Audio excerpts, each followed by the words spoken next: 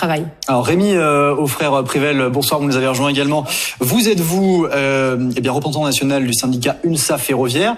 On vient d'entendre la Première ministre qui dit qu'elle veut accélérer les réformes. Bon, il se trouve que vous, avec l'intersyndicale, vous avez dit on ne reviendra pas aux négociations sur d'autres réformes tant que ce texte n'est pas rejeté finalement. Donc comment vous interprétez ce que dit la Première ministre là ? On rajoute de l'outrance au mépris, tout simplement, parce que accélérer les réformes, après on vit quand même une crise démocratique et sociale.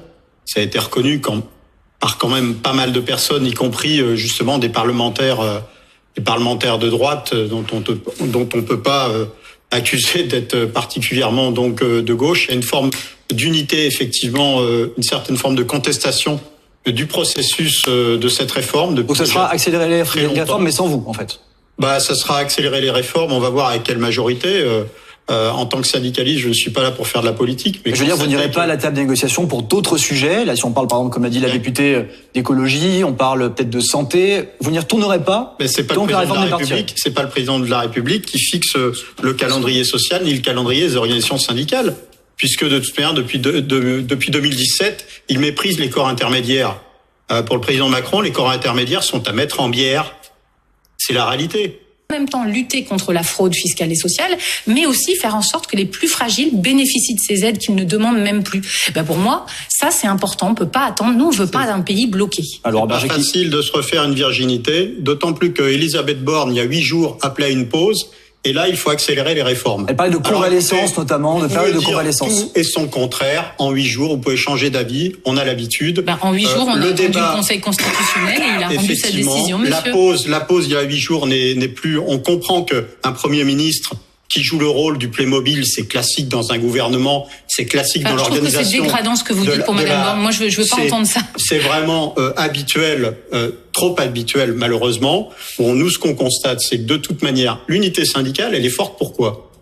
Et parce que les vrais sujets n'ont pas été abordés. Alors, je propose qu'on en parle un petit peu tout à l'heure. On a une partie qui sera prévue précisément sur ça, mais j'espère, évidemment, plutôt que de donner un satisfecit et de se causer de l'avenir d'Elisabeth Borne, qui finalement, comme on le constate, n'intéresse absolument pas les Français. Évidemment. Ça ne nous intéresse pas. Rémi Auffrère-Privel, je veux faire écouter également le ministre du Travail, qui était sur le confrère de France Culture, qui expliquait, selon lui, pourquoi cette réforme a été promulguée aussi rapidement. On l'écoute et vous réagissez juste après. C'est vrai que... Je vous ai vu rire, c'est quoi, c'est une provocation pour vous? Qu'est-ce que c'est? On serait dit, tiens, le président de la République veut recevoir les syndicats, et justement, puisqu'il a fait cette offre-là, il va pas promulguer la loi immédiatement. Ça aurait été une marque de respect pour vous?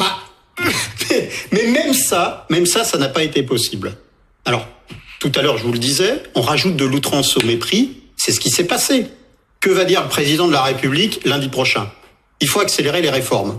On est en crise démocratique et sociale et on va accélérer les réformes alors qu'aujourd'hui, on devrait se mettre autour de la table pour renégocier, rediscuter du financement des retraites.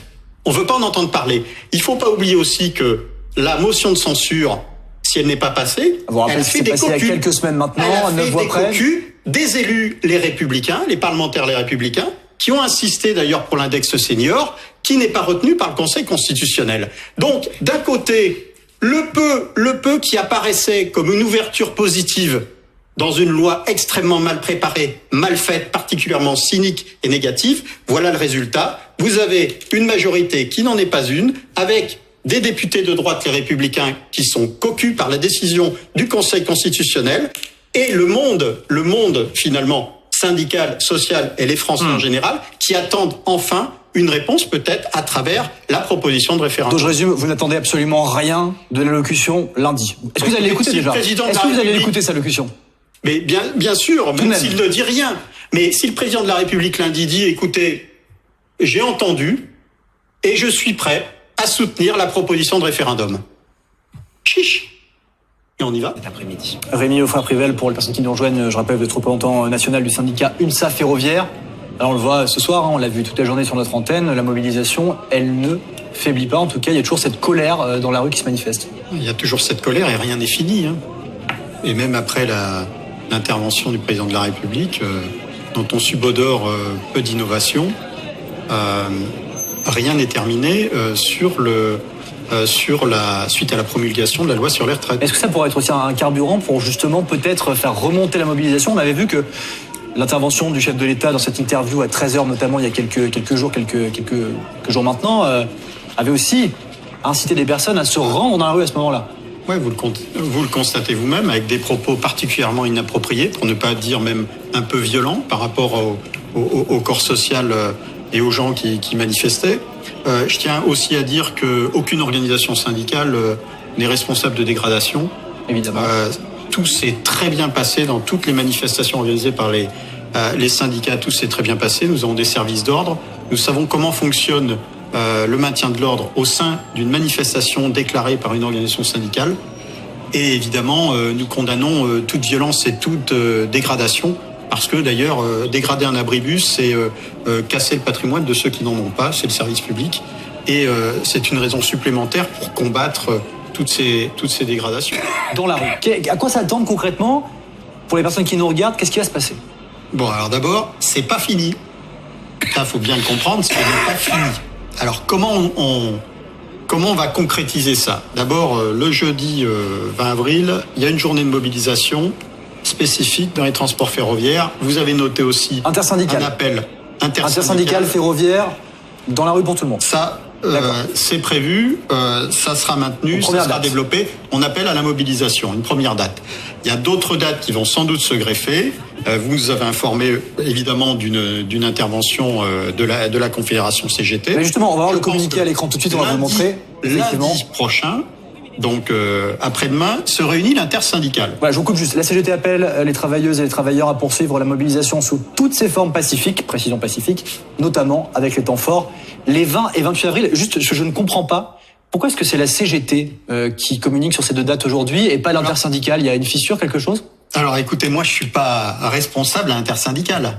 Par contre, je fais confiance à l'intersyndicale qui va se déterminer lundi prochain. Et pourquoi ils le font ce soir, eux, avant l'intersyndicale? Parce qu'il y a sans doute une pression de toute manière de leurs instances au niveau local. Il y a une très forte pression des salariés. Qui explique qu'ils prennent une décision sans en parler aux autres. Non, ils n'ont pas pris une décision, ils prennent une initiative. Mais cette initiative, elle peut être partagée lundi. Et je pense que tout va être évoqué lundi prochain en intersyndicale. L'UNSA, vous concernant ces deux dates, 20-28, écoutez, nous, au niveau des syndicats des transports ferroviaires, nous avons déjà décidé entre nous une journée de mobilisation qu'on appelle la journée de la colère cheminote, jeudi 20 avril.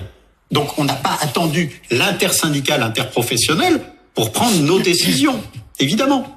Et puis l'intersyndicale a adressé une date très précise, celle du 1er mai. Mais pardon, mais c'est quand même la première fois depuis le début de ce mouvement qu'on assiste à une décision d'un des syndicats avant même la décision de l'intersyndicale. Qu'est-ce que ça raconte? C'est quand même étonnant. Ne croyez pas que c'est le ferment de la division. Et justement, j'allais vous poser la question.